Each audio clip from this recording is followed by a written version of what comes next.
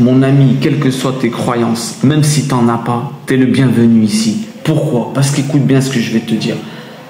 Une chose qui est très importante, c'est d'aller vérifier tout ce que tu pratiques dans ta vie. Je parle même vérifier.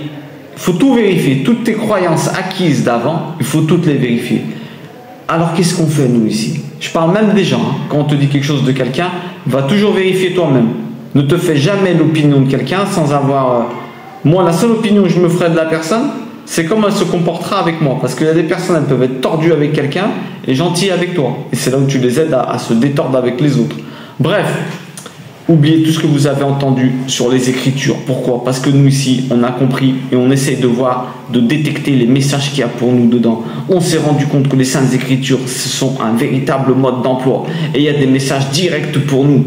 Donc, pourquoi? Parce que tous les personnages dépeignent des traits de caractère qu'on peut avoir. Tu peux te retrouver dans beaucoup de personnages et dans tous les sens. D'accord? Donc, allez vérifier toutes vos croyances de vous-même. Et nous ici, ce qu'on fait, c'est ça. On essaie d'étudier les Écritures et de voir les messages qu'il y a pour nous dedans. Comme d'habitude, on donne simplement des pistes de réflexion. Chacun après peut faire la sienne. D'accord? On étudie les Écritures en langue originale, on aime ça. Parce que on essaie de passer par un minimum de traduction pour avoir le message le plus authentique possible. Mais comme d'habitude, nous ne sommes que des élèves, nous faisons qu'apprendre.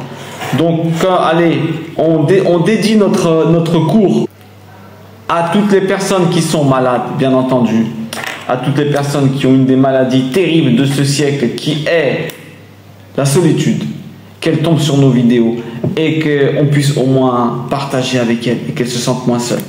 Alors, c'est parti. On s'envole dans Matthieu 10, 5. Matthieu 10, verset 5 jusqu'au verset 9. Je vous lis le texte et ensuite on parle un petit peu des différentes interprétations qu'il y a dedans. On passe en mode lecture. Alors les amis, c'est parti. Là on est en train de voir le texte. Bon, le texte il est en version grecque, d'accord. La Bible Nestlé Aland, dans le lien, il y a écrit le lien de la vidéo utilisée, de la Bible qu'on utilise, d'accord. Ceux qui veulent se la procurer. Et en dessous, on va aller traduire ce texte. Attention, une chose que je vais vous dire, c'est que, comme on a dit, comme vous avez vu, le texte, il y a une syntaxe différente et des mots différents. Donc, qu'est-ce qu'on va faire? On va d'abord traduire le texte et ensuite, mot à mot, du mot à mot, on fait, d'accord? Comme ça, même si les phrases, c'est pas exactement les mêmes, ne vous choquez pas. Mais normalement, les mots, ils sont inversés en vérité dans le grec. C'est ça le truc. Alors, c'est parti. Ceux-ci, les 12 envoya Jésus ayant donné des instructions à eux, disant: vers chemin des païens ne vous en allez pas, et dans ville des Samaritains n'entrez pas. Allez plutôt vers les brebis, les perdus de la maison d'Israël. Allant prêcher, disant que s'est approché le royaume des cieux. Les malades guérissez les morts, ressuscitez les lépreux, purifiez les démons, chassez. Gratuitement, vous avez reçu, gratuitement donné. C'est intéressant, bon, on arrive à comprendre quand même. Mais ça, on a traduit mot à mot. Maintenant, on va aller chercher un peu plus en détail. Alors comme vous avez vu, le grec, c'est bon, on arrive à comprendre des fois. Mais là, on va aller voir un petit peu les différentes significations des mots qu'on a eu sous les yeux. Alors Matthieu, je répète, on est en Matthieu, on a fait les autres vidéos d'avant, je vous invite à aller les voir. Parce qu'il y a quand même des enseignements, des gros enseignements dedans et des interprétations qui sont un peu différentes. D'accord, qui sont un peu différentes par rapport aux traductions qu'on prend et on essaie de dire un maximum de traductions. Alors, on est parti. On va lire tout de suite la suite. Alors, on recommence. Ceux-ci, les 12. Attendez, je règle la luminosité. C'est parti. Ceux-ci, les 12. Bon, les 12 qu'on a vus avant. En apostellon, je vous évite de lire grec, d'accord. Envoya Jésus. Alors, Jésus, il envoie. Le mot envoyer veut dire envoyer loin. Veut dire autoriser. Écoutez bien. Veut dire autoriser à partir, il les autorise à partir. Tiens donc, pourquoi on pourrait utiliser cette traduction? Alors Jésus prend les 12 et il les autorise à partir. Alors qu'est-ce que ça voudrait dire? Qu'ils sont pressés de partir? Ou peut-être qu'ils sont pressés d'aller partager ce qu'ils savent? Et là, c'est quelque chose d'assez intéressant pour nous. On doit être tout le temps pressé de partager ce qu'on sait. Moi, personnellement, quand j'apprends quelque chose, je suis très pressé de venir vous le dire. J'aimerais faire des vidéos tous les jours. Si je pouvais vivre de ça, je ferais des vidéos, mais constamment, des directs, des... Ah ouais. Ah ouais. Pourquoi? Parce que normalement, tu dois être pressé de partager tes savoirs. Tu dois être pressé de partager tes savoirs. C'est important. D'accord? C'est important. On continue. Alors, il les autorise à partir. Il leur donne la liberté. Quand tu as un élève ou quand tu parles avec quelqu'un et qui que ce soit, tous tes entourages, il faut toujours qu'ils se sentent libres de partir quand ils sont avec toi. On n'est pas là pour faire l'aumône. Toute personne doit se sentir libre de te laisser à tout moment et de ne pas culpabiliser de te laisser. Après, c'est à elle de faire son boulot. Mais toi, à tout moment, tu ne dois pas, entre guillemets, en fait, c'est ça que je veux surtout dire, tu ne dois pas accaparer la personne. Tu ne dois pas qu'elle ne se sente pas emprisonnée et enchaînée par toi. Il faut toujours que la personne elle se sente libre. D'accord? Le Christ leur donne la liberté. Là, il leur dit, allez prêcher ou pas.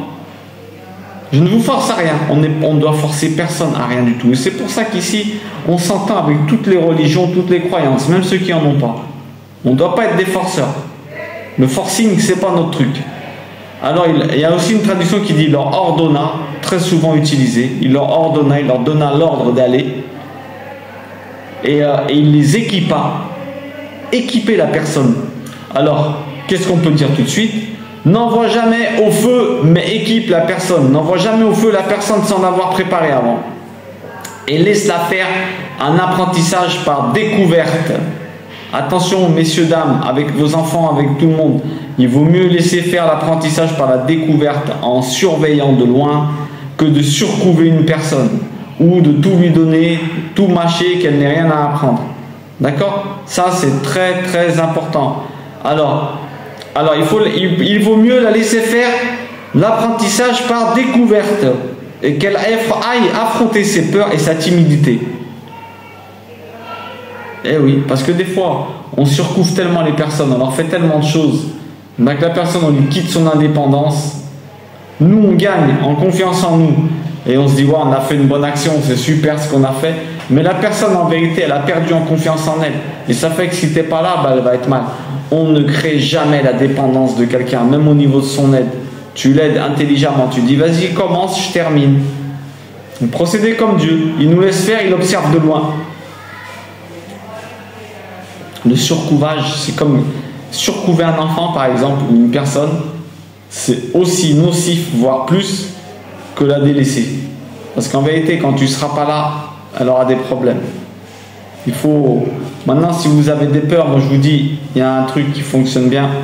Vous avez peu de temps pour vous mettre à l'action. Quand tu as un truc qui arrive sur toi, tu dis, je vais le faire ou pas. Allez, je prends un exemple tout bête. Quand tu dis, je vais sauter d'un toboggan, même si je ne vous conseille pas de faire des bêtises comme ça. Sauter d'un toboggan, eh ben, faites attention les amis.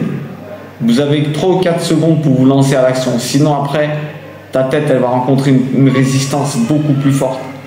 Tiens, je vais faire ça. Ah mais j'ai peur, j'ai honte. Allez, je rentre, je l'éduis. Est-ce que je lui dis ça? Est-ce que je le reprends de manière gentille? Tu as peu de temps pour te mettre à l'action. Pourquoi? Parce que ton cerveau il va te programmer pour que tu te taises, pour pas que tu aies d'embrouille. Il faut se mettre à l'action. Il y a des gens d'action, regardez le Christ, il les envoie direct. Allez-y les amis. Alors ensuite on continue. Il leur donne les instructions. À eux, 10 ans. Donner les instructions. Alors le mot veut dire instruction. Il leur donne des instructions. Il les avertit. Ça veut dire avertir aussi. Il les commande et il les invite. Il leur dit expressément. D'accord? Il n'est pas en train de plaisanter. Il y a une notion de sérieuxité dans ce qu'il est en train de faire. Mais ça peut également vouloir dire il les avertit. Pourquoi il les avertit? Il les avertit. Pourquoi? Eh bien parce qu'avant de prendre un soldat avec toi, mon ami, avant d'envoyer quelqu'un, avant de faire quelque chose, avant de te mettre à enseigner quelqu'un, instruire quelqu'un, hein, il leur donne des instructions. mon ami, avertis-le de plusieurs choses. C'est que maintenant, il va avoir comment dire, il va avoir 3 problèmes. Premier problème, il va rencontrer la résistance de l'esprit mauvais qui va lui prendre la tête pour pas qu'il change et qu'il devienne quelqu'un de mauvais, et encore moins qui diffuse la parole. Tu vas rencontrer une résistance, tu vas dire mais comment ça se fait que maintenant j'ai décidé de suivre Dieu, j'ai encore plus de problèmes. Tu sais pourquoi? Mais c'est parce qu'avant tu n'étais pas un ennemi du diable. Alors maintenant que tu es un ennemi, il va aller te chercher, mon ami, et il va frapper fort. Il va frapper fort pour te décourager. Ensuite, deuxième problème qu'on peut rencontrer, c'est que tu n'as pas assez bien anticipé. Tu n'as pas assez de connaissances. Il faut calculer avant de partir en guerre. Tout le temps.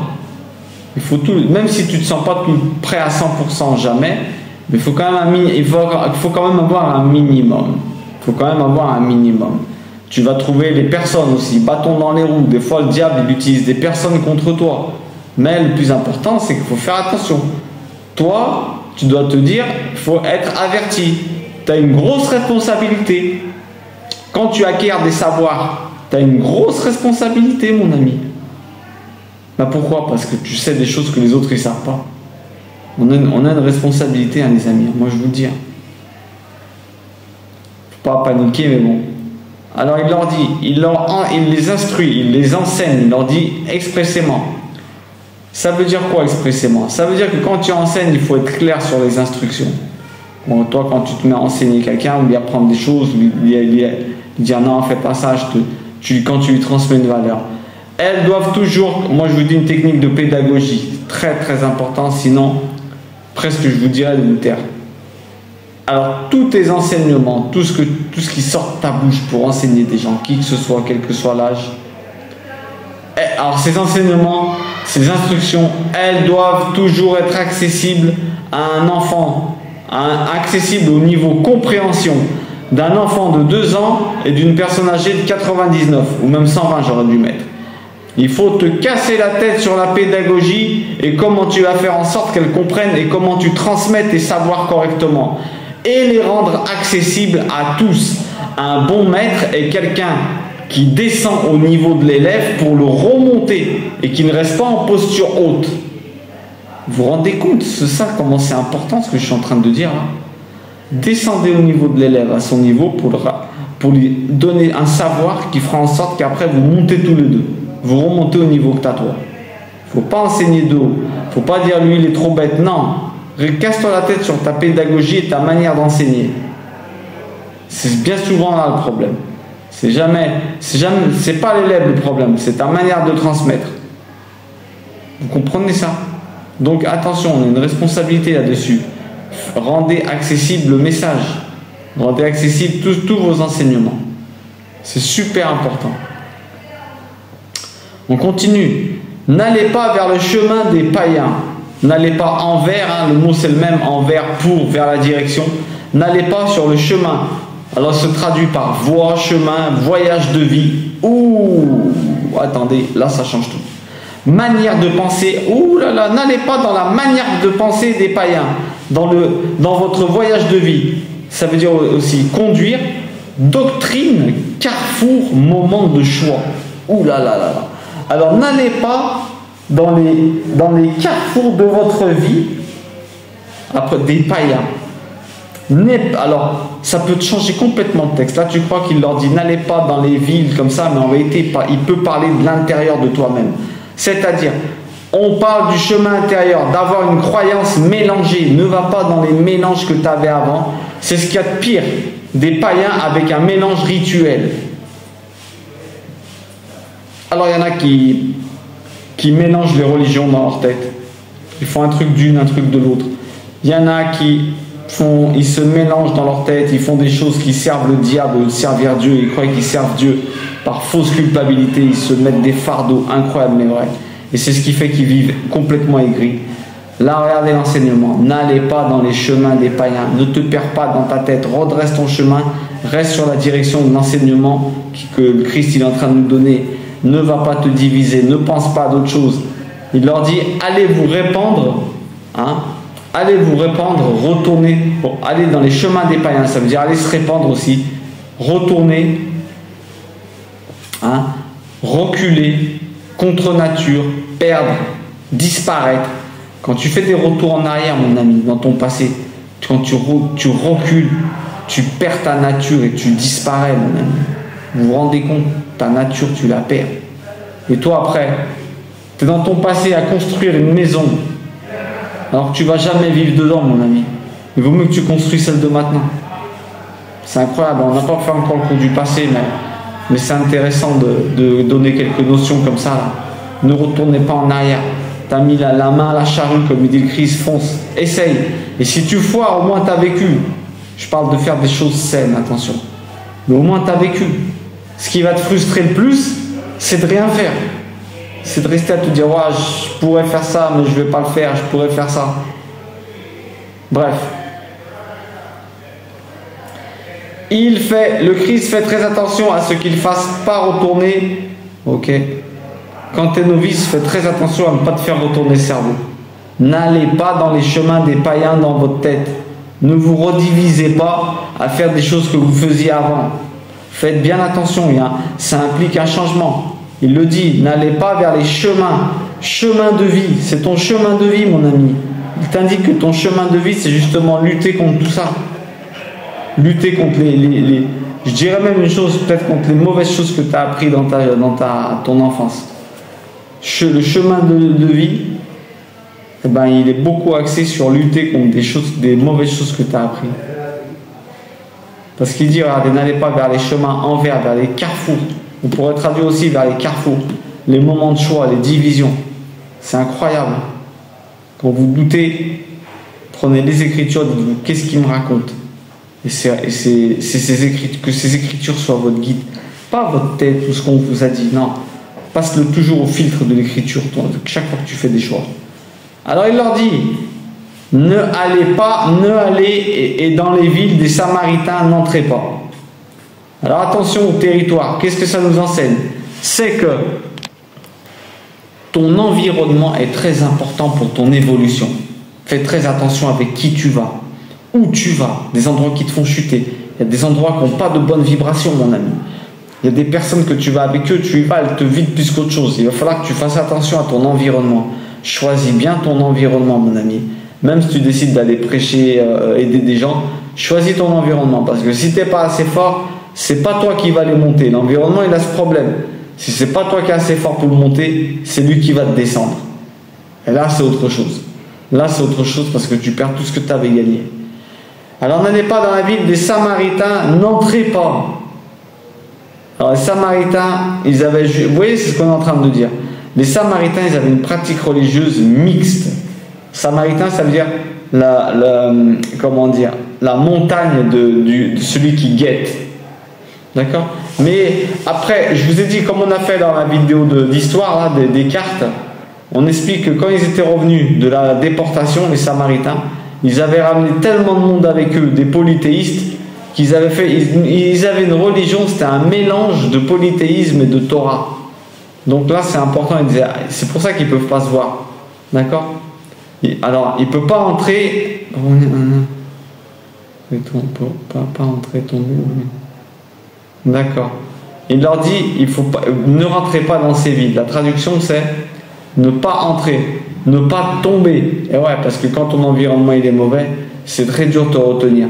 Tu es beaucoup tenté de tomber et c'est très dur de ne pas tomber. N'allez pas vivre dans ces endroits. N'allez pas revenir. Ça veut dire qu'on a tous une part, on a été dans notre tête des personnes divisées. N'allez pas t'introduire avec la racine de lever et s'élever.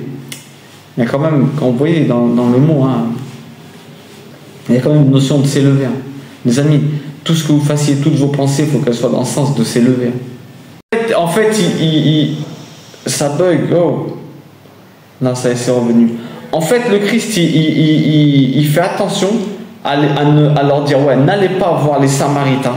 N'allez pas voir les Samaritains, pourquoi? Parce qu'il sait très bien, là on revient au sens pur du texte. Parce qu'il se dit, vous allez avoir trop de bagarres, vous allez galérer et vous allez peut-être subir des déceptions. Et il les protège de subir des déceptions. Hein. Pourquoi? Parce qu'il fait attention à ce qu'ils ne vivent pas trop de déception au niveau de leur confiance en eux. Fais attention à qui tu diriges, c'est pas bon pour toi que tu le fasses vivre trop de rejet non plus, même s'il faut s'y habituer. Moi, je vous dis la vérité, il y a le pour et le contre de ce qu'on est en train de dire, parce que c'est bien d'aller vivre le rejet aussi. Après, c'est quelqu'un qui fait un travail sur ta confiance en toi et tout, c'est nocif, il ne faut pas faire que ça. Le Christ leur dit, n'allez pas vers les Samaritains, entre guillemets, ils vont vous jeter. Allez vers vos frères, allez vers ceux qui vous écoutent, pour que vous gagniez confiance en vous. C'est vrai que si... En fait, la confiance en soi, il y a un côté qui marche comment? Plus tu la charges, plus après tu encaisseras des chocs. Parce que si tu te charges à bloc au niveau confiance en toi, tu as plein d'expériences positives et valorisantes. Une fois que tu as un choc, ça détruit. Mais pas tout. Tu as vu, regarde, là, c'est ta jauge de confiance en toi. Tu prends un choc, elle va descendre. Elle va descendre. Mais tu en as encore. Alors que si tu ne travailles pas ta confiance en toi, le premier coup, il te fait mal. D'accord? Ça, c'est quelque chose que le Christ, il fait attention. Vous voyez? Même si c'est vrai que subir le rejet, des fois, c'est bon aussi. Ça te fait plus fort. Après, ce qu'on peut se dire aussi, c'est que le Christ, il peut faire en sorte de limiter ses enseignements pour ne pas donner trop de missions difficiles au départ et accabler les... on va dire pas cet enseignement, mais il limite le champ d'action pour ne pas accabler dès le départ ses disciples. D'accord? Il veut qu'ils vivent un maximum de réussite, qu'ils relèvent des victoires, qu'ils vivent des victoires et prennent confiance en eux, car ils vont aller prêcher à des personnes croyantes. Il leur dit aller vers les tribus d'Israël. C'est comme une sorte d'entraînement. Allez prendre de l'énergie, comme ça après on vous enverra ailleurs. Donc toi c'est pareil, lève le pied avec toi-même. Lève le pied avec toi-même. Personne ne te demande du chiffre. Axe-toi sur les personnes les plus proches. Dieu t'enverra les gens à aider. Moi je te dis, ne vous cassez pas la tête. Il y a des choses pour lesquelles il ne faut pas se casser la tête. Là, Dieu, il t'emmènera les personnes qu'il faut pour pas que tu restes tout seul. Après, c'est vrai, il faut que tu sortes, il faut que tu ailles. Mais bon, bref, en fait, si vous remarquez bien, c'est important de sortir et de socialiser. Alors, il leur dit, allez plus tôt. Alors, aller, qui signifie quitter, transférer, poursuivre ton voyage. Racine de épreuves, d'expériences et tentatives. Et oui, il nous demande d'aller vivre des expériences, les amis. Je vous ai dit, il vaut mieux vivre une expérience, même si tu foires, que de rien faire. C'est très important d'aller vivre, d'aller pratiquer, vivre. Beaucoup de fois, vous allez vous mettre à faire la chose, après, vous n'avez plus peur. Dès que tu commences l'action, la peur, elle s'en va. Essayez, expérimentez-le. Expérimentez-le. Là, il nous dit transférer, quitter, poursuivre ton voyage. Et ouais, la vie, c'est un long voyage. Il faut en profiter. Ceux qui profitent pas du paysage, ils n'ont rien compris à la vie. Alors, transférer, poursuivre ton voyage, racine de épreuves. Ouais, les épreuves, c'est important. Parce que c'est vrai que c'est des épreuves pour parfois d'aller. Tu vas parler à des gens et tout comme ça, là. C'est des épreuves, tu dois battre avec ta honte. Surtout si tu essuies des rejets dans la tête. Vous imaginez? C'est pas facile, hein? Il leur dit allez plus tôt. Le mot c'est préférer, progresser. En fait, il les envoie pour progresser eux-mêmes, vivre des petites expériences comme ça positives, parce qu'il se dit il y a plus de chances que en Israël il leur fasse moins de mal et il est en train de travailler la confiance en lui, la confiance en soi des apôtres là. Dites-vous. Il vous dit vous inquiétez pas, c'est pas votre force, c'est la nôtre. Dieu va vous aider. Allez, il fait en sorte qu'il leur fait des bons enseignements pour qu'ensuite, eux, ils puissent devenir de bons enseignants. Vous comprenez? Ton élève, il faut bien le conditionner, il faut bien le préconditionner, ton fils, qui que tu sois. Parce que sinon, après, s'il ramasse une baffe psychologique que personne n'écoute, si déjà il avait un peu honte, tu peux créer un gros blocage. Et nous, on n'est pas là pour ça, on a besoin d'ouvriers. Il faut être intelligent avec eux. Alors, allez plutôt... C'est-à-dire, racine de épreuve, subir, expérience, tentative, aller essayer plutôt, dans le sens d'augmenter et progresser. Il les envoie avec l'idée d'augmenter et progresser. Laissez tomber les Samaritains, ils vont vous jeter, vous, c'est pareil. Laissez tomber ceux qui ne sont pas croyants, et quand vous voulez partager la parole de Dieu, allez avec des gens qui sont croyants. En revanche, ne rentrez pas en débat avec personne, ceux qui ne sont pas croyants, ils ont le droit d'avoir des croyances autres que les vôtres. D'accord? Bref, allez vers les brebis perdues d'Israël. Alors, allez vers, allez contre, d'accord, allez vers elles. Il demande de respecter le plan chronologique divin.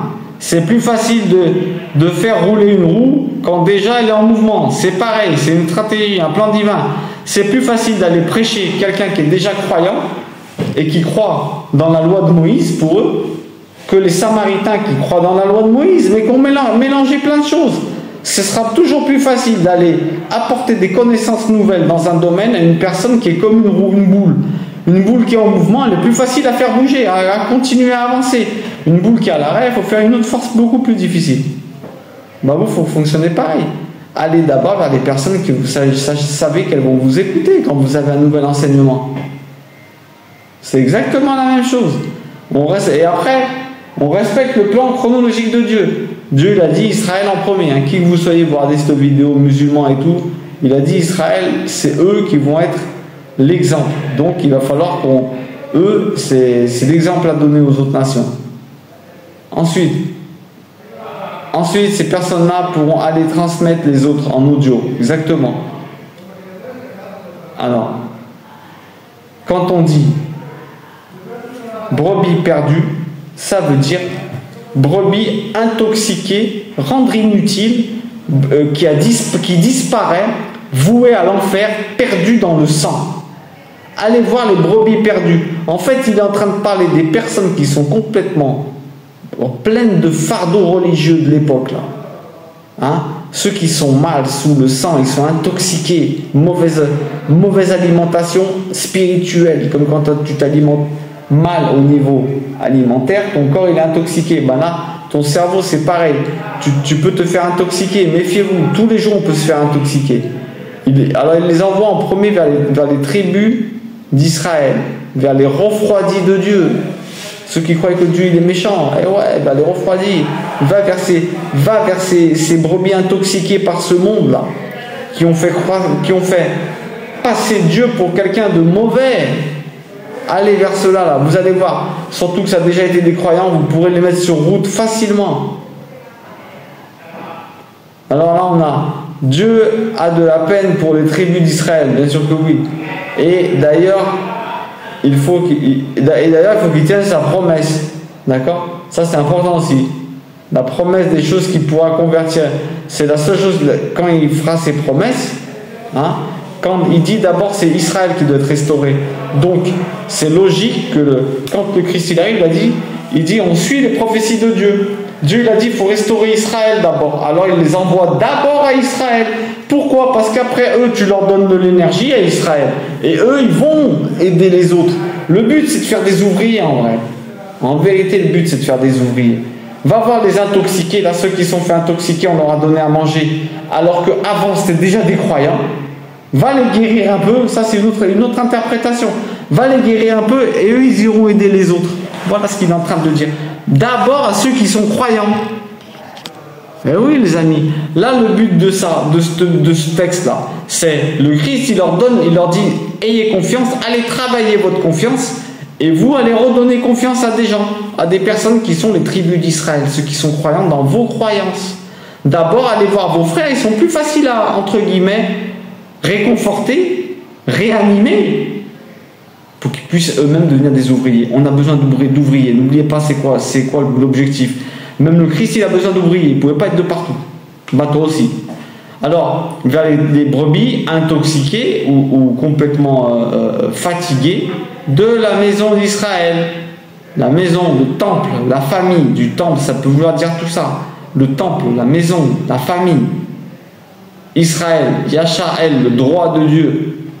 Ça c'est important de savoir aussi que Israël ça veut dire Yasha'el, le droit de Dieu. Alors, en fait, il a besoin que les gens soient unis pour ensuite découler ensemble des enseignements. Est-ce que nous on est unis? Eh ouais. D'abord, il faut aller réunir tous nos frères et là on sera puissant pour transmettre nos enseignements. Est-ce que toi tu es uni? Est-ce que nous on est unis? En effet, la loi de Moïse alors Israël doit entendre en premier le message, car il est le récepteur depuis la révélation de Moïse, récepteur de la révélation divine, afin que l'évangile soit proclamé à toutes les nations ensuite. Comme on a dit avant, d'abord tu prends tes frères, tu les fortifies, tu leur amènes le nouvel enseignement. Eux qui sont croyants déjà, c'est moins difficile. On a dit une boule en mouvement est moins difficile à continuer à faire bouger plus loin qu'une boule à l'arrêt. Donc c'est ça le but en fait. Et tout ça pourquoi faire? Pour que l'évangile soit prêché dans toutes les nations.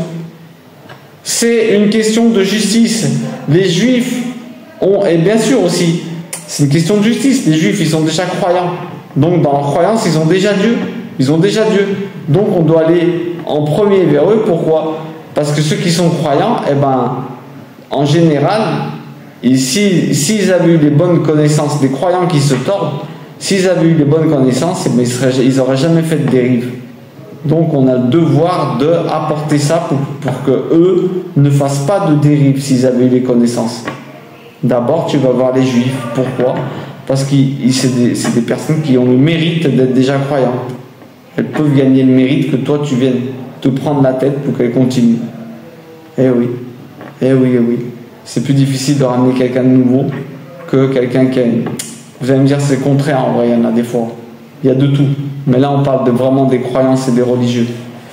Alors les juifs auraient du mal à l'écouter. Ils ont été indignés de voir que d'abord il a fait ça aux non-croyants. D'ailleurs on lui reprochera de faire ce qu'il a fait à Capharnaüm. En fait, les juifs aussi, ils auraient pu dire comment, toi, tu viens, tu aides d'abord, tu envoies tes disciples à des non-juifs plutôt qu'aux juifs. Donc, d'un autre côté aussi, ça l'aidait à ce qu'il n'y ait pas moins de médisance sur lui. Même si, à mon avis, lui, ça lui fait rien. Mais, écoutez bien, les amis, les médisances, ils auront des conséquences tout le temps. Là, alors lui, il leur évite de faire de la médisance, c'est énorme. Toi, il faut que tu évites de faire. Quand tu vas parler, et surtout sur quelqu'un, dis-toi comment la personne elle va continuer la conversation. C'est important. C'est important. Ne crée jamais de médisance. Des fois les gens ils sont là, ils disent rien et toi tu sors le sujet sur quelqu'un, un autre qui est pas là et il se fait cartonner. Les amis, faites bien attention quand vous ouvrez la bouche. Calculez les dommages collatéraux en vérité. Là les juifs ils auraient du mal à écouter, ils auraient été indignés. Pourquoi? Parce qu'ils seraient dit il est allé guérir avant dans les pays des autres. Il allait soigner des gens et nous, il n'est pas capable de nous apporter le peu qu'on lui demande. Bref, c'est une manière également stratégique de faire grandir le mouvement de l'intérieur des frontières de la communauté juive avant d'affronter des communautés plus larges. Exactement, on se réunit entre frères, notamment l'Empire romain.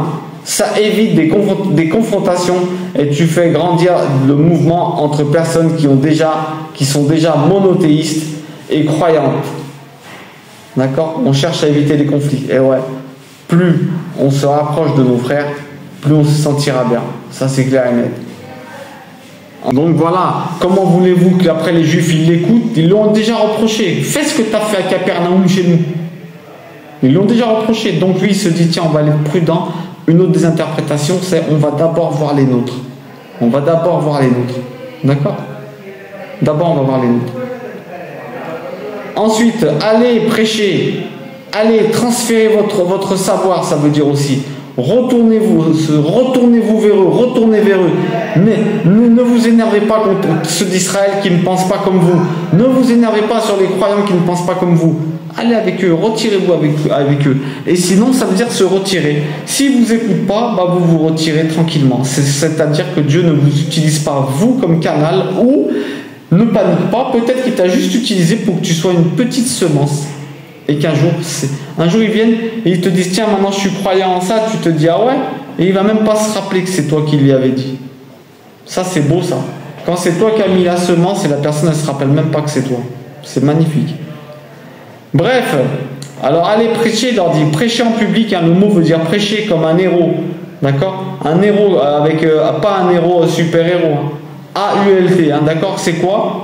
C'est que quand tu prêches, eh ben, il faut prêcher avec autorité. Comme vous vous souvenez à l'époque, dans le Moyen-Âge, le mec qui venait, il allait sur les places, il disait oyez, oyez, je viens au nom du roi. Eh ben, vous, c'est pareil. On proclame avec autorité. Tu es l'envoyé officiel au milieu des gens. Eh ouais, tu es l'envoyé officiel au milieu des gens. N'oublie jamais, quand on prêche, c'est avec autorité. S'ils ne nous écoutent pas, on s'en va. On fait en sorte que la parole de Dieu soit le moins salie possible dans la tête des gens. Voilà pourquoi on peut faire prosélyte. Et dans la bouche. Évitez aux gens de pécher, les amis. Évitez, pensez. Si je lui dis ça, il va pécher obligé, le mec. Si je parle de Dieu maintenant, il va tailler Dieu. Évitez ça, c'est un péché terrible. Alors, les gontes oti egi, disant que c'est rapproché. Dites-leur que c'est rapproché. D'accord ? Le règne, ça veut dire qu'il est à côté. Donc déjà dans ce monde, tu peux vivre dans le, comment dire, le royaume de Dieu en vérité. Le royaume des cieux, pardon. Déjà dans ce monde, tu peux avoir des prémices quand tu es bien, quand tu donnes de l'amour à quelqu'un, quand tu es gentil avec quelqu'un. Je vous garantis, on peut vivre très bien. La vie, elle est belle en vérité. Elle est jolie, la vie en vérité. Il arrive des coups durs des fois. Mais en vérité, elle est belle, la vie. On a beaucoup de moments où on peut vivre bien. Et nous, on n'investit pas dans ces petits moments-là. La vie, elle peut être très belle, les amis.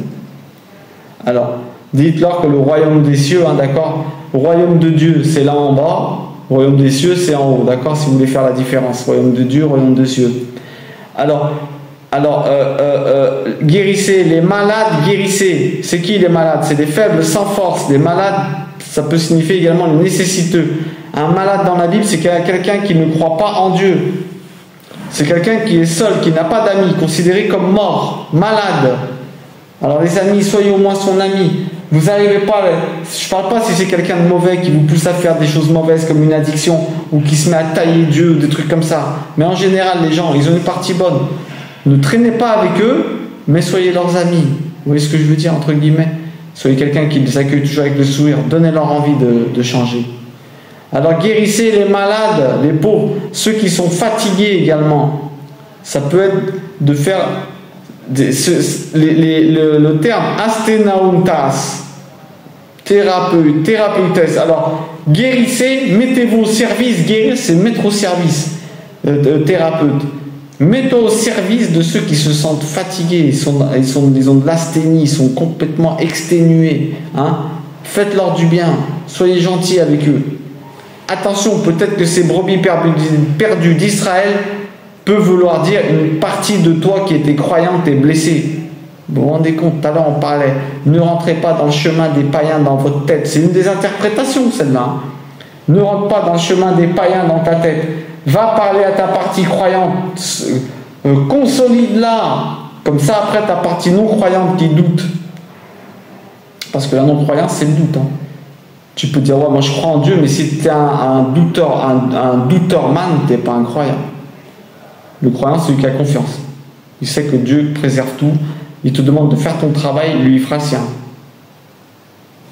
Ben là, écoutez, peut-être que ça veut dire aide et soigne la partie brebis qui est en toi, qui est perdue.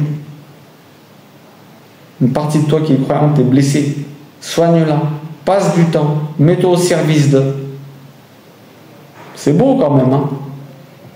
Alors, aidez les morts, relevez les morts. Les morts, inutiles, c'est tout ce qui est inutile, contraire à la vie. Les gens seuls, ceux qui ne savent pas que Dieu existe, ceux qui ne savent pas qu'ils sont enfants de Dieu, qui se cassent la tête dans ce monde au lieu de demander à Dieu. Ils se cassent la tête à gagner 10 € alors que Dieu il fait comme ça, il lui demande. Il lui donnera d'une manière ou d'une autre. Ça, ce sont des gens qui sont morts. Relevez-les. Levez-les. Un mort, il y a plusieurs manières de mourir. Il y en a qui sont complètement morts dans leur tête. Pas de projet, rien du tout. Ça, c'est un tué. Il y en a qui se font tuer dans l'œuf. Ils ont une super idée, ils le disent à quelqu'un, bam, il lui casse son idée. Et ben vous, soyez des gens qui... Vous êtes avec quelqu'un. Essayez toujours de vous dire quelle phrase pourrait lui faire plaisir. Le but, c'est qu'il reparte en étant plus heureux. Je vous garantis. Après, à force, il vous écoute. Et là, tu arrives à avoir des conversations intéressantes. Purifiez. Alors les morts, on a dit ceux qui étaient lassés, hein.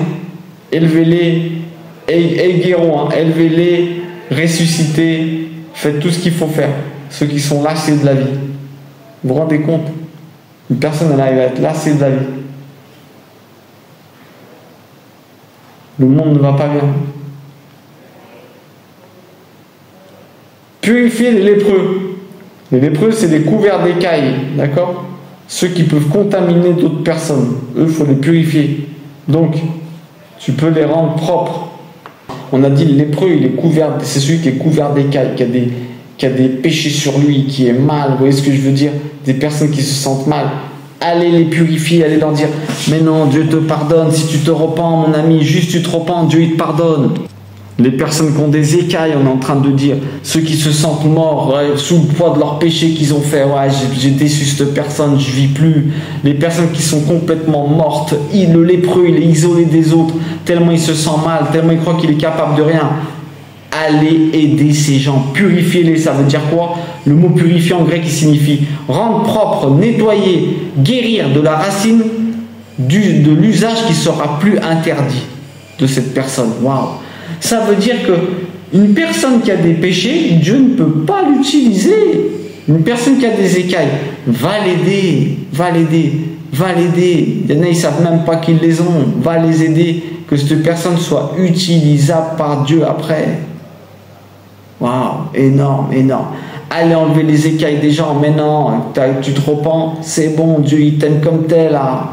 Après c'est le diable qui prend le relais de la culpabilité, c'est plus Dieu.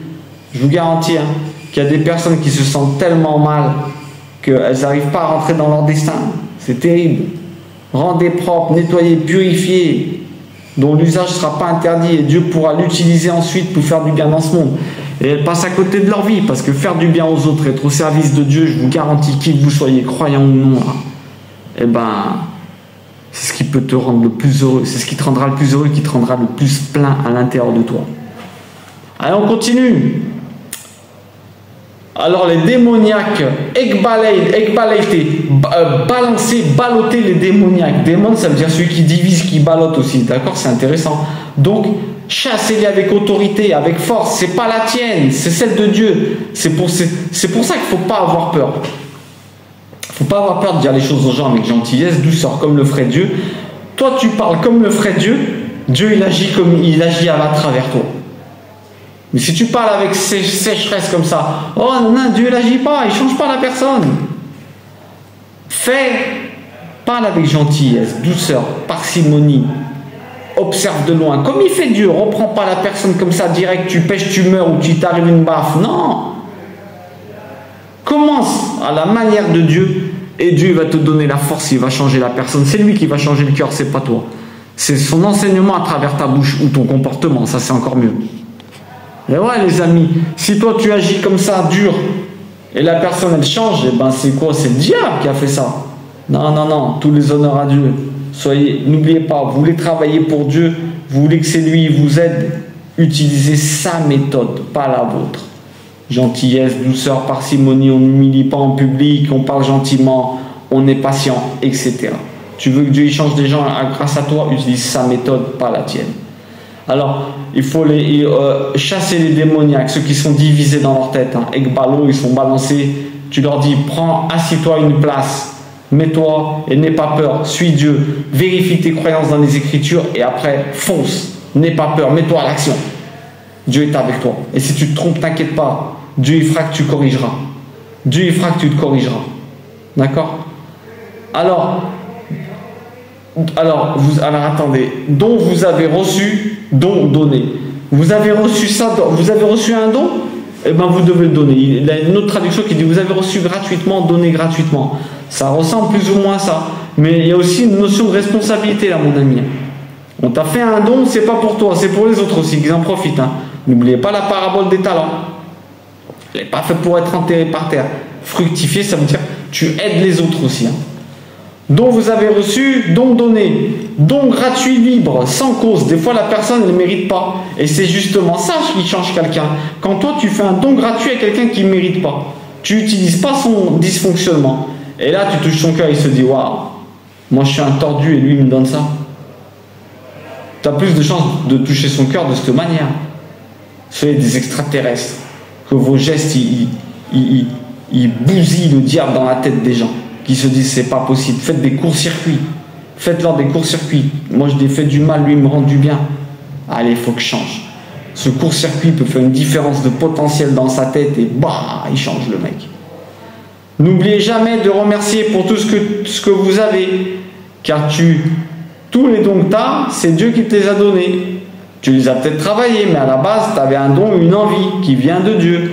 L'humilité, c'est de savoir que tu as un don. Tu te dis, je suis bon dans ce domaine, mais il ne vient pas de moi. C'est Dieu qui me l'a donné. Et moi, il m'a donné là. Tu vas me dire, ouais, mais moi, je l'ai travaillé. Oui, mais si Dieu t'enlève la santé et l'entendement, bam, t'as rien.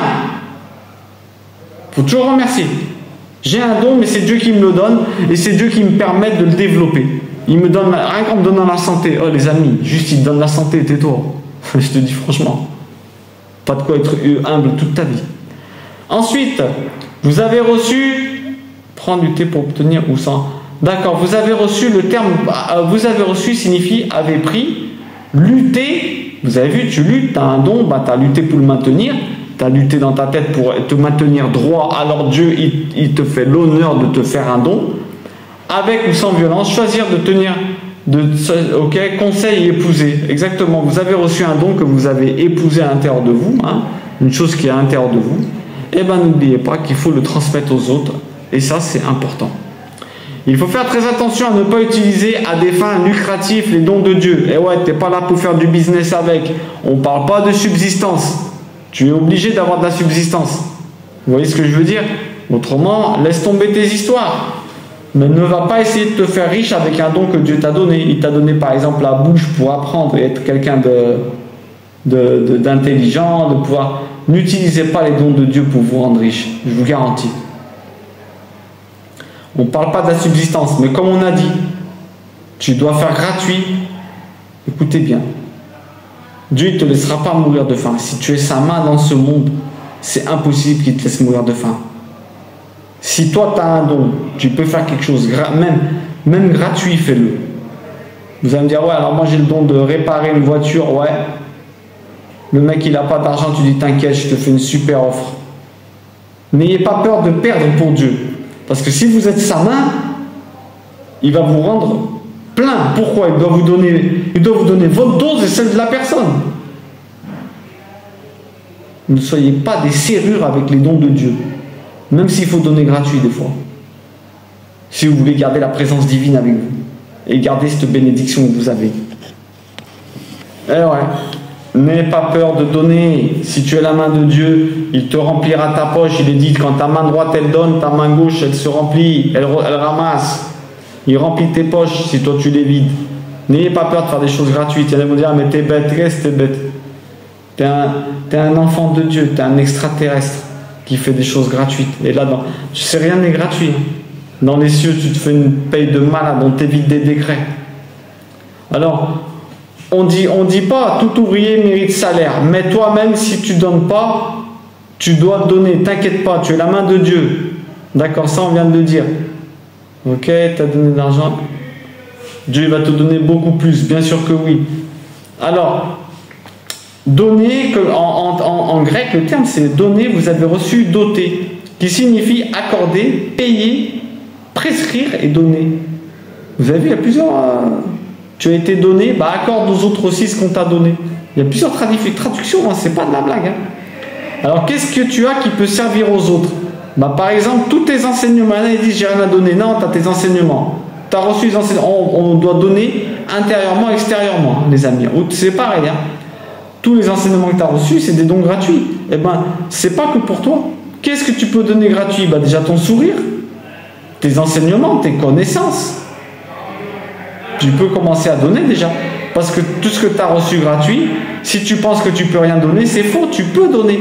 Tu peux donner ne serait-ce qu'un sourire, ne serait-ce que des choses à l'intérieur de toi. C'est très important ça. Tout le monde peut donner un minimum. Un sourire déjà. La personne qui ne donne pas un sourire, après tu vas dire que tu es un enfant de Dieu, mon ami. Et tu ne donnes même pas un sourire aux personnes qui sont autour de toi. Même pas tu donnes un sourire aux gens qui sont autour de toi. Je suis désolé, il y a du bruit, ça parle beaucoup, on est dans un marché, un marché couvert. Mon bureau est dans un marché couvert. Mais je pense que vous captez le message. Les amis, donnez au moins un sourire. Donnez au moins un sourire. Alors, tu dois donner, le mot il indique, donner avec une idée de non-retour. Normalement, même pas tu penses au retour. Même pas tu penses que je fais ça pour Dieu et tout. Même pas tu penses, c'est dans ta nature. Il y avait 2 rabbins, ils leur avaient demandé, qu'est-ce que vous faites si vous ne croyez pas en Dieu? Si Dieu n'existait pas? Ils se sont dit, on va réfléchir dessus, on me donne la réponse. Et le soir, ils en sont arrivés à la conclusion que ouais, on croit que Dieu n'existe pas en vrai. Mais le lendemain, ils sont retournés à la synagogue. Alors ils leur ont demandé, mais pourquoi vous allez à la synagogue? Dieu n'existe pas, vous avez dit. Ils ont dit, parce que non, qu'il existe ou non, nous on est comme ça. On sait que faire le bien, c'est ce qui remplit le plus. Et même, nous on est dans notre nature. Les amis, quand tu fais un don, quand tu donnes quelque chose à quelqu'un, arrête de penser à la rétribution ou tout ça. Donne. Parce que pourquoi? Parce que tu dois être comme ça. Tu dois avoir mal de voir quelqu'un qui a besoin de quelque chose et tu ne lui donnes pas. Là, tu es un enfant de Dieu. D'accord? Même s'il n'y a pas de Dieu, tu devrais te dire, moi je donne quand même. Je donne quand même, c'est la meilleure moyen d'être heureux. Et même moi je suis heureux comme ça. On a tout ça en nous, les amis. Expérimentez-le, on a tout ça en nous. Donnez. Si tout le monde donnait, le monde serait différent, je vous le dis. Sans rétribution, et je te donne, c'est pas grave. Ah mais t'es bête, tu lui donnes. Mais ouais, je suis un bête si tu veux, c'est ma nature. Je préfère être en paix avec moi-même qu'en paix avec votre idée que celui qui est trop bête il donne. Moi avec moi-même, dans ma nature, c'est que je suis en paix et j'ai envie de donner. Eh ben je préfère être en paix avec moi-même, avec ce que je ressens moi. Bon les amis, maintenant on termine. Alors d'abord, tu veux vraiment écouter ce qu'il fait le Christ, t'es un vrai disciple, écoute ce qu'il est en train de dire. Va d'abord vers les découragés de Dieu en premier. Il y a des personnes qui des fois sont découragées de Dieu. C'est vers eux que tu dois aller en premier. Comme il dit, les brebis perdues d'Israël. Va d'abord vers eux et leur dire, mais non, on a un Dieu qui nous relève. N'aie pas la lèpre, enlève-toi tout ça. T'es quelqu'un de bien.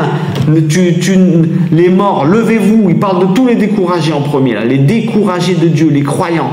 Et ensuite, on en fait des ouvriers. Et eux, ils iront nous aider vers les non-croyants. Vous avez compris le message? C'est ça le message qu'il nous envoie. Va vers les découragés en premier, les brebis découragées, intoxiquées, là, les morts, tous ceux qui sont lépreux, qui se sentent mal, coupables. On est coupable, Dieu il nous aime pas. C'est le message du Christ. Il est venu pour ça. Il est venu te dire la vraie identité de Dieu. Un Dieu qui t'aime. Papa. Eux, ils étaient pleins de charges dans leur dos. Les amis, c'est ça le message. Allez d'abord vers les découragés de Dieu, les brebis perdues. Allez vers eux, leur dire, mais non, on a un Dieu qui nous aime. Sois fort. Que eux, vous les fortifiez et ils vont vers les autres après. Vers les non-croyants, les choses comme ça. Les amis, on a besoin d'ouvriers. Que Dieu fasse en sorte qu'on comprenne ce message et qu'on soit nous-mêmes des ouvriers. Et surtout, je le prie très fort là-dessus, qu'il ne nous décourage jamais d'être ces ouvriers. Et qu'on fasse plein d'ouvriers, qu'ils passent à travers notre canal, notre bouche pour faire des ouvriers. D'accord? Qu'on relève plein de monde, des ouvriers, des croyants et non-croyants. Parce que c'est là, on ne peut pas se permettre de ne pas leur donner l'information qu'on a. D'accord? Que Dieu vous bénisse et qu'on ne se décourage jamais à l'étude qu'on a, que ce soit ce qu'on aime le plus, étudier, apprendre et partager aux autres ces études, parce que c'est ce qui remplit le plus, qu'on se batte pour le royaume de Dieu, parce que c'est ce qu'on préfère et c'est ce qu'on veut.